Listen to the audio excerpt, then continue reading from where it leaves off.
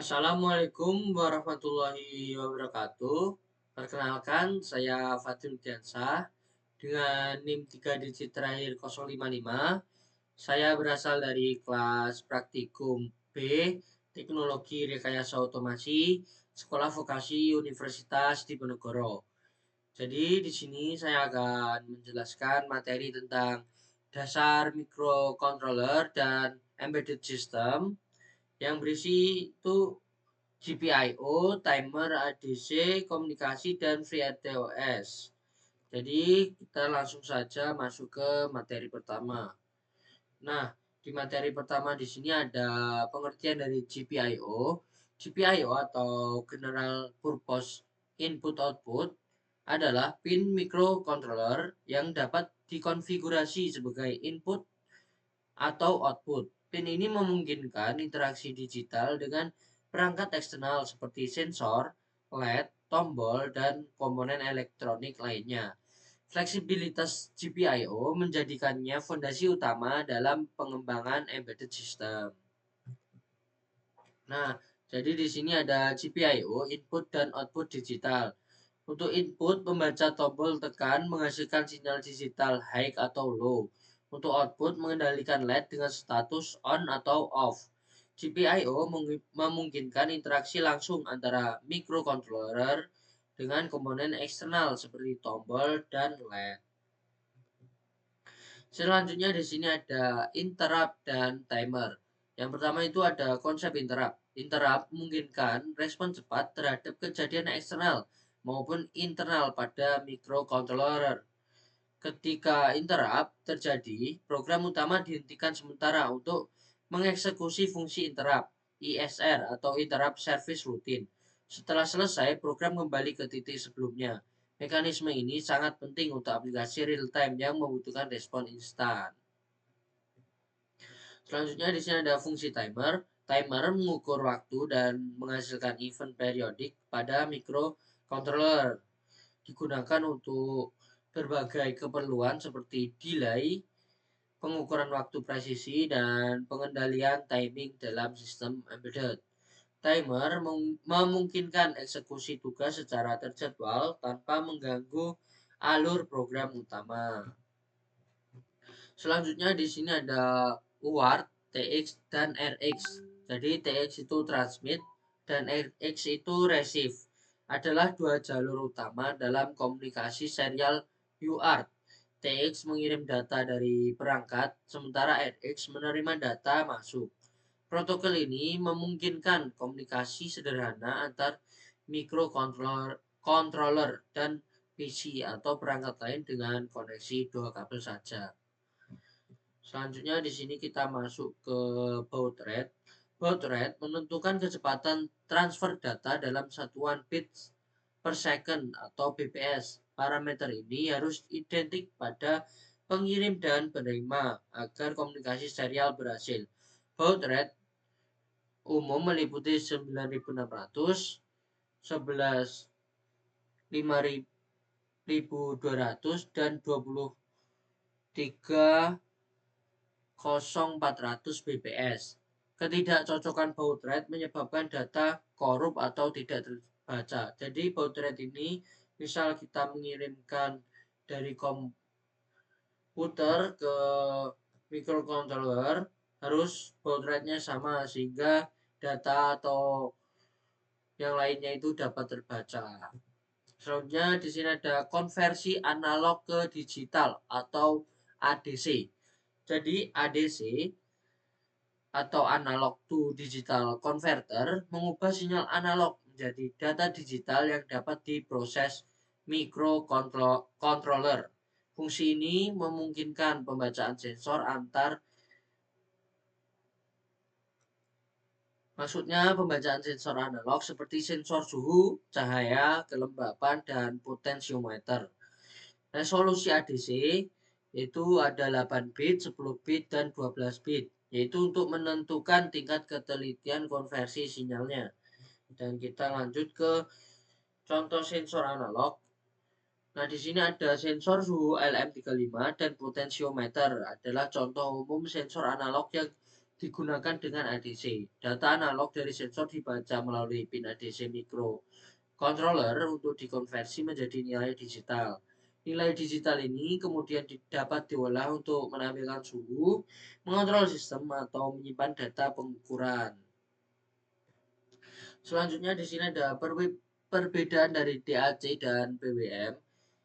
DAC atau Digital to Analog Converter menghasilkan output analog asli dengan tegangan kontinu yang presisi. PWM atau Pulse Width Modulation menghasilkan sinyal digital dengan duty cycle variabel untuk mensimulasikan output analog. Keduanya digunakan untuk kontrol perangkat seperti LED dan motor.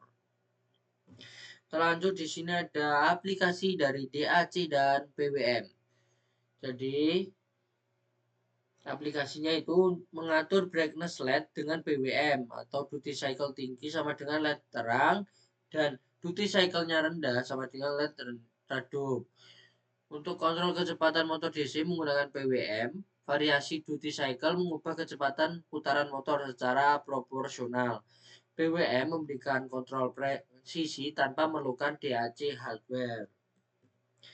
Selanjutnya di sini ada SDA dan SCL. Jadi protokol I2C menggunakan dua jalur utama untuk komunikasi, SDA atau serial data untuk transfer data dan SCL atau serial clock untuk sinkronisasi. Dengan sistem addressing, I2C memungkinkan komunikasi multi perangkat pada satu bus yang sama, menjadikannya ideal untuk sensor dan modul embedded system. Selanjutnya di sini ada I2C sensor, konsep addressing dan contoh. Setiap perangkat I2C memiliki alamat unik 7 bit atau 10 bit yang memungkinkan komunikasi multi device pada satu bus.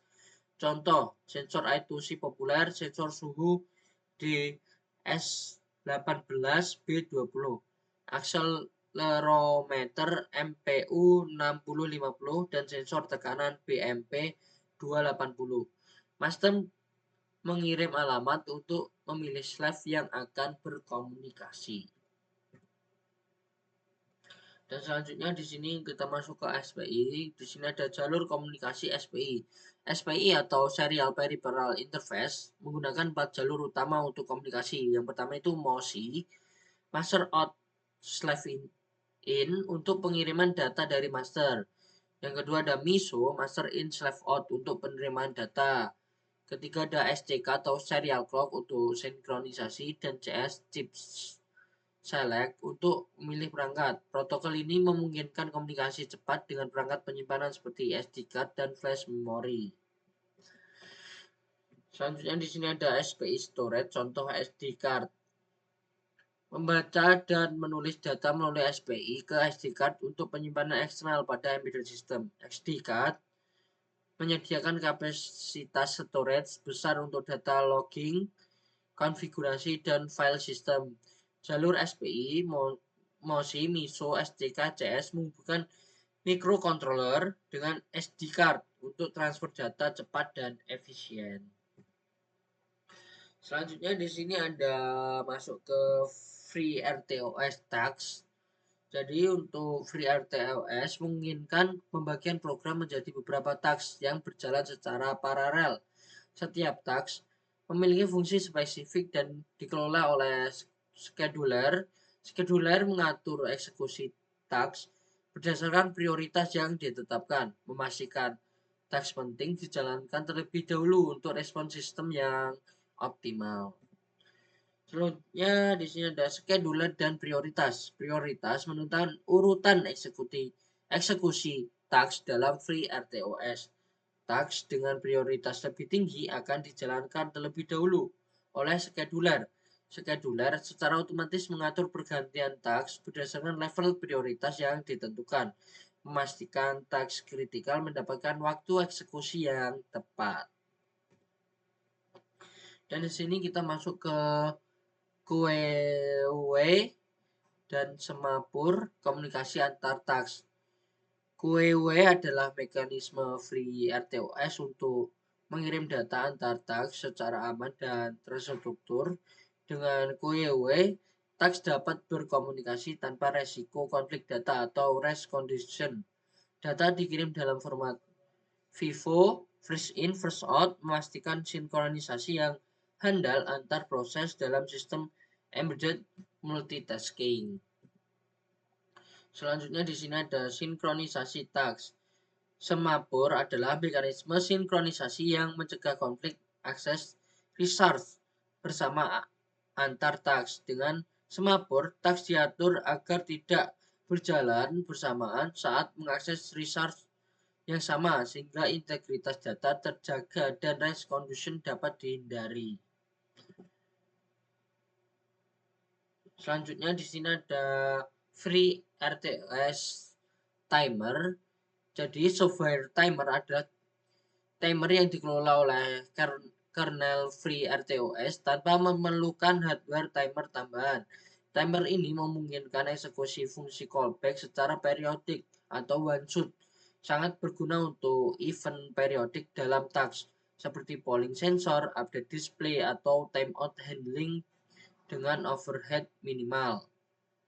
Selanjutnya ada free RTOS task notification. Jadi task notification memberi sinyal antar task untuk komunikasi ringan dan efisien. Mekanisme ini lebih hemat memori dibanding QW untuk sinyal sederhana. Ideal untuk sinkronisasi cepat dan notifikasi event antar proses dalam embedded system.